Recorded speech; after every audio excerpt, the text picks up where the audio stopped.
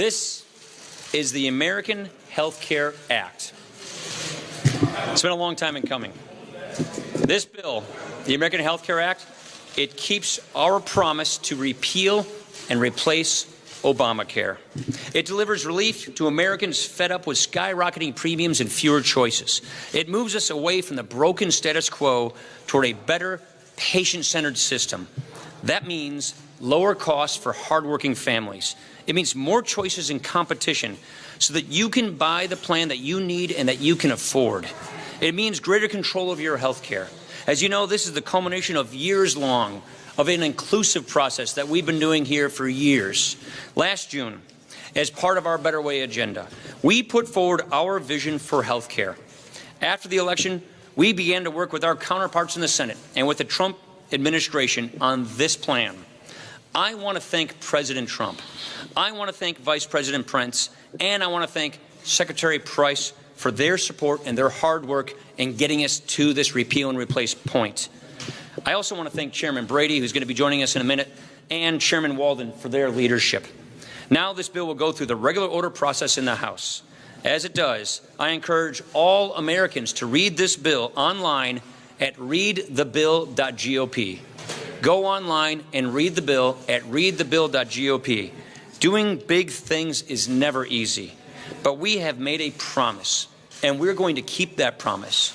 We made a promise to repeal and replace Obamacare with conservative solutions and reforms. That is exactly what this bill does, and that's why we're here. Thank you. Well, I do want to echo a couple things that the Speaker said. I do want to thank the President. I do want to thank the Vice President. I do want to thank our new Secretary, Tom Price, as well. If I just listened to the President meeting with the Deputy Whip team, he said he was proud to support this new bill. Why? Because of the years of work that has gone into it. We know why we are here today. Because Obamacare did three essential points. One, it created an exchange. Well, we all know the history of what's happened to that. The failures, the companies pulling out, and now you have 1/3 of the entire country, 1,022 counties, with one only health care provider. They created 23 co-ops, provided more than $2 billion. 18 of those co-ops have collapsed. It expanded Medicaid, where we know it can't sustain itself. So we have to put Medicaid on being able to sustain itself, and that's why I want to thank Chairman Greg Walden for the work that they're going through as well. And third, it made government control health care, the regulations that it imposed upon everybody else. Well, today is a new day, and we stand proud with our President that he supports this bill to move forward, to keep the promise that we made that we would repeal Obamacare and replace it, to put the power back with the individuals. Well, good afternoon. I want to thank my colleagues for their work on this, especially the President, the Vice President, Secretary Price, Mr. Brady, and the members of our Energy and Commerce Committee, especially our subcommittee chairman, Dr. Burgess, who have put in incredible amounts of time and work. As you know, this bill went public last night about this time. It's available online for everyone to see, and this is the conservative alternative to Obamacare. This is how we're going to reform health care in America and give choice back to people, rescue the failing individual market. We're proud of this piece of legislation. We look forward to marking it up tomorrow. Remember, we made a promise to the American people that we're going to keep it right here, right now, by repealing Obamacare and replacing it with something that will work for them. But remember, this is just the first step. This is just the first step. This legislation begins the process of transforming the health insurance market. It also amounts to the biggest entitlement reform since Bill Clinton signed welfare reform into law, because we're going to restore to the states authority that's been taken away from them, make them have to not come here to Washington and ask some bureaucrat for permission to do everything, and instead allow them to innovate, to be creative, to get their hands around patients who need their help the most, and to best use those dollars. And with Medicaid, it amounts to a per capita allotment. So they'll know what they can expect. It works for them. We've worked closely with the governors. So tomorrow at 11 or 10:30, we'll kick off our markup. We'll begin this process in an open and transparent way. But let me say again, look, we're going to make sure that those who have pre-existing conditions continue to get health care and health insurance. We're going to make sure that there are no lifetime caps, and we're not going to kick your kids off their plans till after they turn 26. We'll help you kick them out of the basement, maybe, but not off their health insurance. This is important work we're doing. We look forward to moving forward on it and to providing the rescue for the individual market and relief to the states and help to the people that sent us here to get this job done.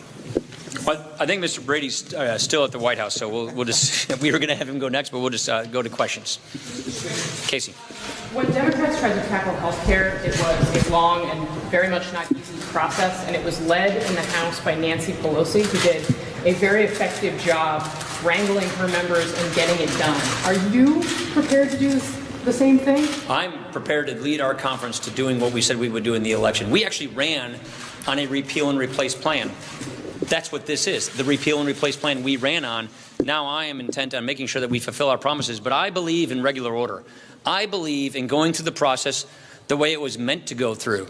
We didn't write this bill in my office on Christmas Eve like they did in Harry Reid's office and then jam it through to an unsuspecting country. These committees are writing this legislation. These committees will be marking up the legislation tomorrow, and then it goes to the Budget Committee the next week, and then it goes to the Rules Committee on the floor the week after that, which is regular order. So I'm excited that we're doing this the right way. I'm excited we're doing this out in plain sight. Go to readthebill.gop.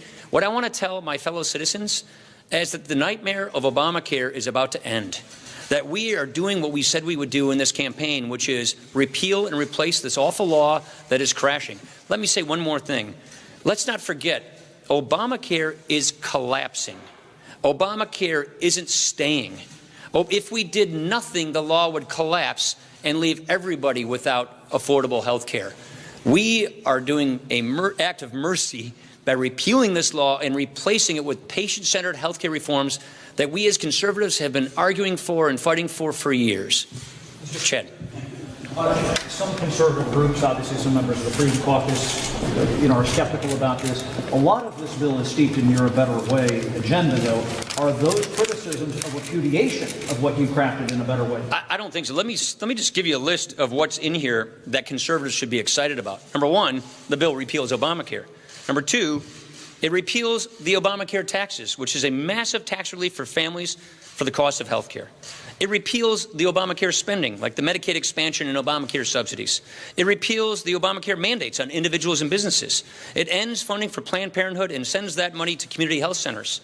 It has a Medicaid per capita block grant. That's the biggest entitlement reform anybody has seen here for decades. It nearly doubles the amount of money people can contribute to health savings accounts.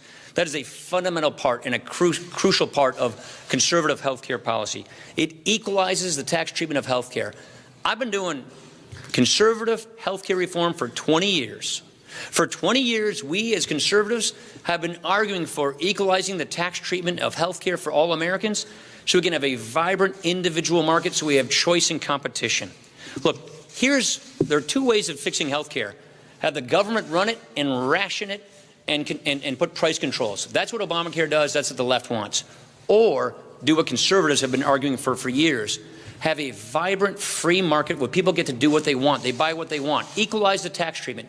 Stop the discrimination in the tax code against people who want to go out in a free marketplace and buy the health care of their choosing.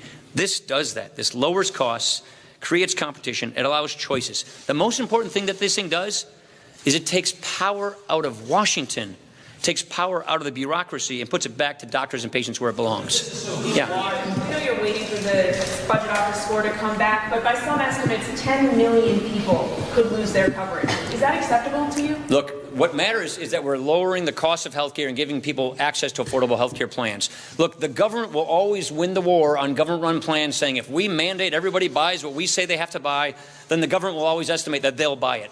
I just think that's bogus. That entire premise of that comparison doesn't work.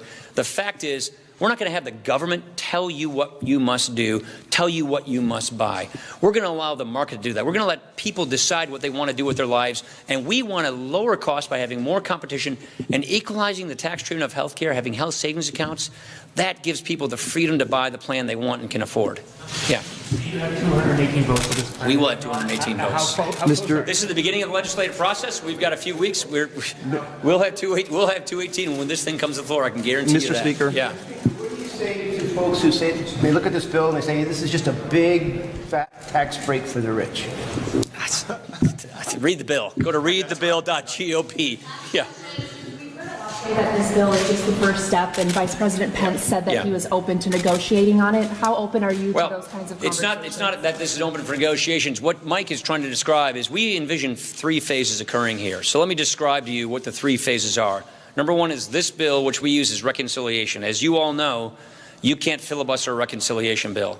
So this repeal and replace bill is what we pass through reconciliation. Phase 2, all the regulatory flexibility that the Secretary of HHS has to deregulate the marketplace, to lower the costs and stabilize the market. That's what Tom Price will do.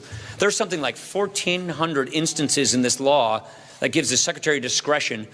Secretary Tom Price, unlike the Obama administration, will use that discretion to bring more market freedom and market stabilization. So that's phase 2. Phase 3 is to pass the bills that we want to pass that we cannot put in reconciliation because of those budget rules. What's an example of that? Interstate shopping across state lines. We love that policy. We think it's critical. But as you well know, you cannot put that in a budget reconciliation bill. Otherwise, it could be filibustered. We also believe in association health plans. Let people through their trade associations, farmers through the American Farm Bureau plan, restaurateurs through the National Restaurant Association plan, small businesses through the NFIB plan, bulk buy their health insurance in nationwide buying pools. We very much believe in that policy. But we know the rules don't allow us to put that in reconciliation. Medical liability reform. The practice of defensive medicine is cranking up health care costs, practicing defensive medicine, which makes health care ultimately more expensive for everybody. But we know we can't put that in reconciliation. Those phase 3 bills we're going to move also at the same time, and we're going to push those through the finish line. But those will ultimately take 60 votes in the Senate. So phase 1 is this repeal and replace bill. Phase 2, Tom Price deregulates the market and brings certainty so that we can have more choices and more plans and get the states back in the game of being able to regulate health care. Phase 3, pass those reforms that we believe in, that we think will make it even better, but we know we can't put in reconciliation because of the 60-vote threshold. Thank you very much, everybody. Appreciate it. We will make America great again.